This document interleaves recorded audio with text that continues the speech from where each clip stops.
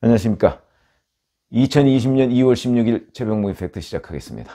자, 오늘은 미래통합당 얘기 좀 해보겠습니다. 미래통합당, 우파가 총집결해서 모인 정당이다, 이렇게 해도 과언이 아닙니다. 무슨 얘기냐면, 자, 자유한국당과 새로운 보수당, 그리고 이현주 의원의 전진당, 이 세 당이 합쳐서 미래통합당을 만들었고요. 이 통합을 하는 과정에서 뭐 혁통위라고도 하고 통준위라고도 하는 박형준 전 의원이 주도하는 통준위가 있었습니다. 이 통준위에는 시민단체 관계자들도 대거 참여했습니다. 뭐 장기표 씨 등을 비롯한. 근데 그 사람들은 지금 떠났습니다. 왜 떠났느냐? 이 통합의 밑그림에 동의하지 못하겠다, 이렇게 해서 떠났습니다. 그러니까 무슨 얘기냐면, 자, 이 통합을 이루었을 때 많은 사람들은 우파가 드디어 총집결하는구나 라고 생각을 해서 상당수의 중도층까지도 관심을 가졌습니다. 그러면은 통합의 결과물로서 시너지 효과를 내야 됩니다. 단순히 1 더하기 1이 아니고 1 더하기 1은 2밖에 더 됩니까? 이것을 3 내지 5의 결과를 낳도록 하는 것이 바로 통합의 묘미, 정치의 묘미다 하는 것이죠. 그래서 제가 지금 말씀드리는 내용이 바로 그런 것인데, 이번 통합의 의미가 굉장히 저는 크다고 보는데도 불구하고, 만약에 통합이 제대로 이루어져서 시너지 효과를 얻었다면 거의 그러니까 자유한국당, 그러니까 미래통합당의 지지율이 한 15%포인트 정도는 올라야 정상입니다. 그런데 이 통합의 효과를 그렇게 누리지 못하는 것 아니냐. 아직 뭐 여론조사가 나온 건 아닙니다만은, 제가 느끼기에는 통합의 효과를 그만큼 누리지 못할 것이다. 뭐 한 5% 정도 누릴라나? 뭐 이런 정도의 느낌을 갖게 합니다. 왜 그러냐? 이거를 제가 지금부터 말씀을 드리겠습니다. 그러면서 우선 하나 예를 들겠습니다. 자, 1990년에 3당 통합이 이루어졌죠. 노태우 대통령의 민정당과 김영삼 후보, 김영삼 씨의 그 통일민주당, 그 다음에 김종필 씨의 공화당, 신민주공화당이죠. 이렇게 해서 3당 통합이 이루어졌습니다. 그러니까 평화민주당, 김대중 씨만 제외하고 다른 3개 주요 정당이 모두 합친 겁니다. 합쳤을 때 거기서 다수파는 민정당이었습니다. 그리고 현직 대통령이 있고요. 그럼에도 불구하고 노태우 대통령은 3당 통합을 해가면서 집권당의 대표를 YS한테 넘겨줬습니다. 소수파인 YS한테 넘겨줬습니다. 왜 그랬을까요? 그건 통합의 효과를 극대화하고, 물론 그렇게 안 했으면 또 통합이 안 됐을 수도 있지만, 어쨌든 간에 통합의 효과를 극대화하고 자기들의 목표인 내각 책임제를 완성시키기 위해서 YS를 설득하는 과정에서 대표를 준 겁니다. 대표를 줬을 때 만약에 노태우 대통령이 제대로 대처했다면, 저는 그 후의 상황 전개, 뭐 김영삼 대통령이 뭐 그 후에도 뭐 대통령이 될 수야 있겠지만, 어쨌든 김영삼 그 대표 최고위원한테 질질 끌려다니는 듯한 모습, 그건 보이지 않을 수 있었다. 그러나 그건 노태우 대통령이 그 후에 정치적인 행보를 좀 어설프게 하는 바람에 이제 그렇게 된 결과를 초래했는데, 제가 말씀드리는 것은 바로 그 통합 과정에서 노태우 대통령이 크게 양보를 해서 YS를 대표 최고위원으로 하고 민주계를 대거 당 지휘부에다가 넣었습니다. 포함시켰습니다. 그런 이유가 있다? 그거는 바로 시너지 효과를 크게 하기 위해서였다라고 말씀을 드릴 수가 있겠고, 그런 예가 또 있었습니다. 바로 그 직후에 3당 통합이 되니까 DJ가 고립되지 않습니까? 그런데 DJ는 평화민주당이라는 걸 가지고 있었습니다. 그런데 이기택 씨가 당시에 민주당을 만듭니다. 민주당. 이 민주당은 왜 그러냐면, 이기택 씨의 경우에는 통일민주당에 소속돼 있었는데, 통일민주당이 3당 합당으로 들어가면서 민자당이 되고 없어지니까 민주당을 다시 만드는데, 이기택 씨 잘 아시지만 부산 출신입니다. 그러다 보니까 이 부산 출신 의원들하고 그 다음에 이제 수도권 의원들이 대부분인 그런 민주당이 탄생을 한 겁니다.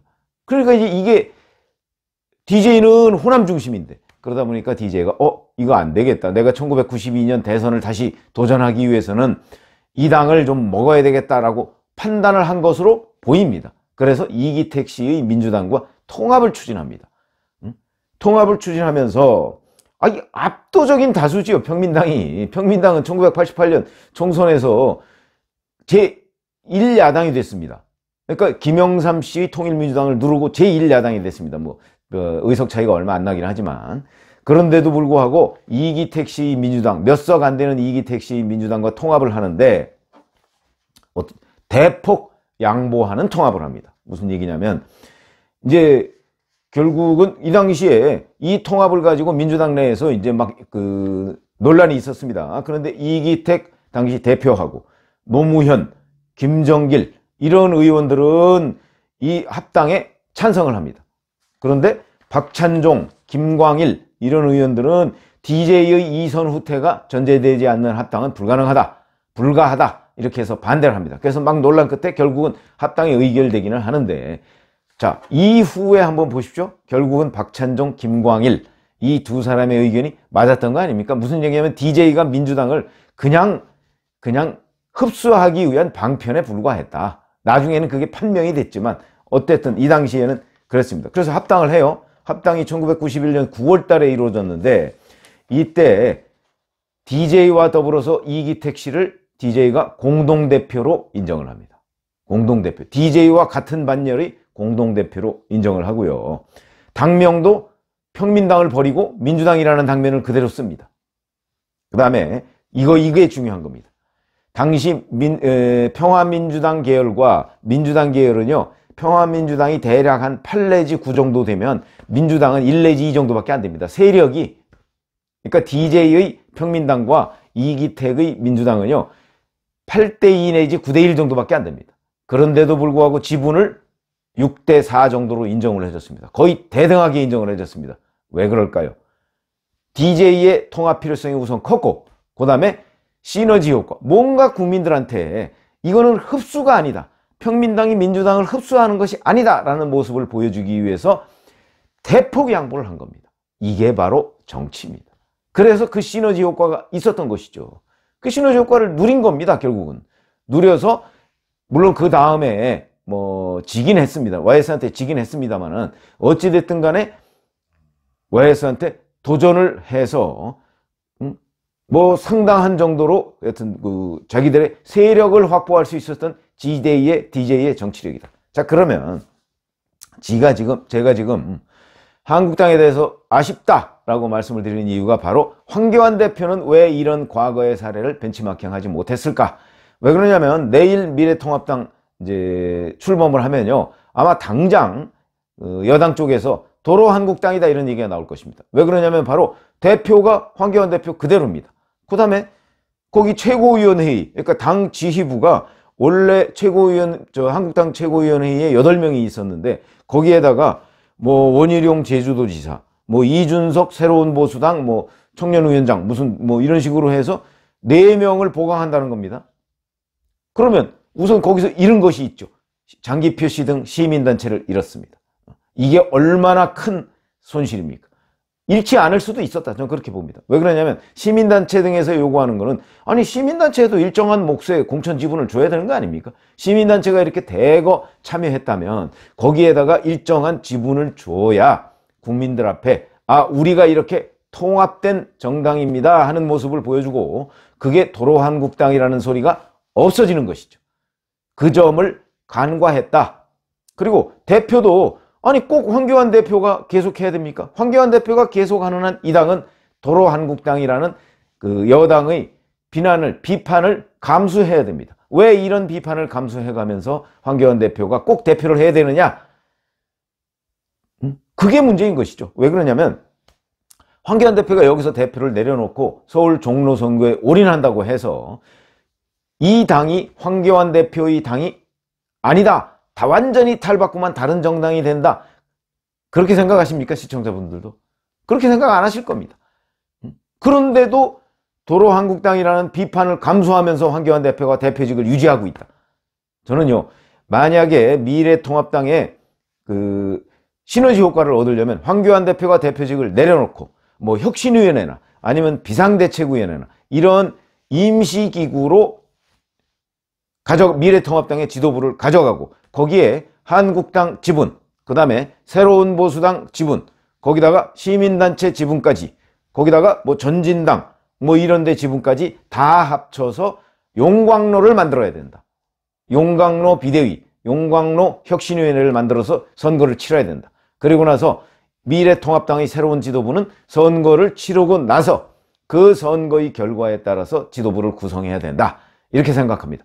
그래서 만약에 그렇게 했다면 미래통합당 내일 출범하자마자 도로한국당이라는 비판을 받지도 않을 것이고, 그 다음에 아마 지지율이 이제 뭐 금방 그렇게 되지 않겠지만 서서히 회복돼서 지난주 한국갤럽 조사로 보면 한국당의 지지율이 21%에 불과했습니다. 이것이 적어도 35%까지는 올라갔을 것이다. 총선을 앞두고. 전 그렇게 생각하는데, 그래서 제가 15%포인트 정도를 늘릴 수 있는 기회를 이번에 놓치고 5% 정도밖에 못 늘리는 것 아니냐, 이렇게 해서 제목을 그렇게 달았는데, 이게 무슨 말씀이냐면 이게 바로 정치의 묘수다. 국민들한테 우리가 이번에 이렇게 포장지를 바꿨습니다 라는 것을 보여주는 거 아니겠습니까? 그러면 포장지를 그럴듯하게 바꿔야 됩니다. 그래야죠. 그거를 비슷하게, 색깔이야 중요한 거 아닙니다만, 예를 든다면 그런 겁니다. 자, 빨간색 색깔에서 밀레니얼 핑크로 바꿨다고 합니다. 색깔도 그냥 비슷하게 바꿨습니다. 발상의 전환을 해야 된다. 저는 그렇게 말씀을 드리는 것이죠. 무슨 얘기냐면, 국민들한테 누구 말대로 호박에 줄을 그어서 수박처럼 보이게 하려면 정말 줄을 여러 줄 긋고 호박의 색깔도 바꾸고, 호박 보통 노랗잖아요. 노란 호박에 줄을 그어서 수박은 파랗지 않습니까? 그러면 파란색으로 바꾸고 색깔도 확 바꾸고, 그 색깔 바꾼다고 뭐가 그렇게 크게 달라집니까? 그리고 세력이 뭐가 그렇게 달라집니까? 어차피 이 당은 한국당이 압도적 다수일 수밖에 없는 구조입니다. 의석이 그렇죠. 세력도 그렇죠. 실제 당원 더욱더 그렇습니다. 그런데도 불구하고 왜 이렇게 그냥 한 클릭 내지 두 클릭 정도 이동하는데 그쳤느냐, 이러면 국민들한테 대단히 많이 변했다는 인상을 주기에 부족하다, 이런 말씀을 드리는 거죠. 그렇다면 결국 변화에 대한 의지가 부족하다고 느낄 수밖에 없을 것이고, 그것은 곧 지지율이 폭발하는 데에 장애 요소가 된다, 이런 말씀을 드리는 겁니다. 그래서 미래통합당이 내일 출범과 동시에 굉장히 많은 지지율의 폭등을 가져올 수가 있었는데 그것을 한국당 스스로 걷어찼다. 그래서 이 지지율이 조금밖에 늘어나지 못하게 만든 데에 바로 한국당의 패착이 있다, 이런 말씀을 드리는 건데, 아직도 기회는 있습니다. 아직도 황교안 대표가 대표직을 내려놓을 기회가 있겠죠. 아직도. 그런데도 왜 그러면 한국당 황교안 대표는 이런 결정을 못했을까?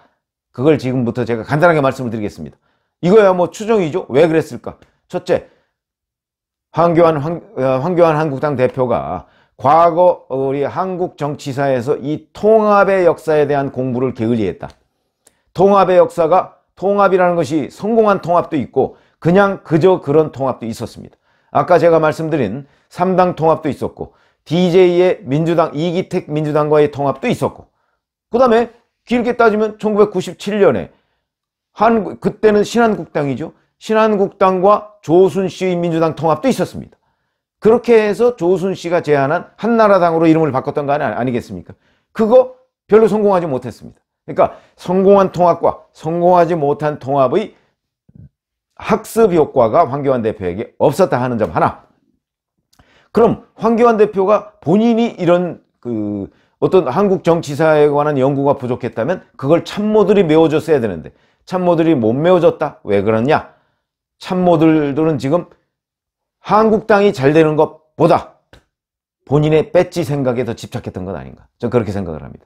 그러니까 한국당, 지금 황교안 대표 주변 참모들이 결국은 본인 배지 다는 데에 급급해서 한국당이라는 기득권을 놓치고 싶지 않았던 것이 상당한 이유가 됐을 것이다, 저는 그렇게 봅니다. 이것도 바로 과거 정치사에서 보면 결국 이런 것들을 자기 주변 측근 참모들이 배지 하나 달려고 작은 기득권조차 놓지 않으려고 하는 이런 자세를 제압하는 것은 황교안 대표의 리더십이다. 그런데 황교안 대표가 그런 리더십을 발휘하지 못하고 참모들에 오히려 끌려다니고 있는 것 아니냐, 이렇게 말씀을 드릴 수가 있겠습니다. 그렇다면 예를 들어서 지금 이렇게 보십시오. 자, 주로 보니까 김성태 전 원내대표가 불출마를 선언했던데, 김성태 전 원내대표가 KT 딸 무슨 부정채용 그거에 관해서 무혐의, 재판에서 무혐의를 받았습니다. 그런데도 문재인 정권을 불러들인 책임을 지겠다. 자, 그런데 왜 이렇게 불출마하는 사람들은 다 비박입니까? 친박 중에서 불출마하는 사람은 정종섭 의원 한 사람밖에 없는 겁니다. 현재까지. 그런데 상황을 이 지경으로 몰고 온데 친박의 책임이 큽니까? 비박의 책임이 큽니까? 그걸 따지자는 얘기가 아니고, 그런데 왜 친박들은 이 부분에 대해서 책임을 안 지려고 하느냐? 오히려 제가 보기엔 책임을 져야 할 친박보다 책임을 덜 져야 할 비박 중에서 계속 책임을 지겠다고 그러고, 뭐 김용태, 뭐 여상규, 이런 사람들, 김성태 이런 사람들이 지금 불출마를 선언하고 있습니다. 이거는 뭐가 크게 잘못된 겁니다. 결국은 친박 일부 핵심 세력들이 기득권에 집착하는 것 아니냐, 이런 지적을 피할 수가 없고, 그 부분에 관해서 황교안 대표가 제대로 된 리더십을 발휘하지 못하고 있는 것이 바로 지금 내일 출범할 미래통합당의 시너지 효과를 줄이는데 역할을 한 것이다. 자, 앞으로도 지금 총선 이제 2달 가까이 남았습니다. 이제 5자로 50 며칠 이렇게 들어가기 시작을 했는데 59일 남았죠. 지금도 기회가 있다. 한국당이 과감하게 기득권을 버려야만, 그래야만 이 통합의 시너지 효과도 커지고, 그 다음에 총선에서의 의석 확보도 수월할 것이다. 이런 말씀을 드립니다. 감사합니다.